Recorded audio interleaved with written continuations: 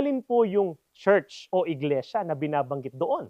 Na doon po in-invite ang mga Hudyo at ang mga Hentil. Ganito naman ang ating mababasa dyan pa rin sa Efeso 3:6. Dito naman po sa saling The Last Days Bible.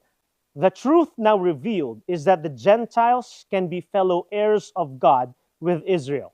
They're eligible to be united in the same body, Christ's church.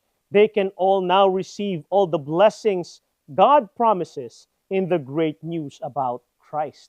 Mga kaibigan, alin po yung church o iglesia na doon po in-invite noon ang mga Hudyo at ang mga Hentil?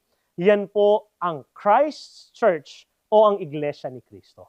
Meron pong dalawang punto ang nais po namin na mapansin ninyo mga kaibigan. Una sa lahat, hindi po isang bagong bagay. Hindi po naisipan lang ng mga ministro ng Iglesia ni Cristo na ang mga tao ay akitin o anyayahan sa Iglesia ni Cristo. Pangalawa, yung napakahalagang dahilan kung bakit po sinikap ng mga apostol na dalhin o akitin ng tao sa iglesia.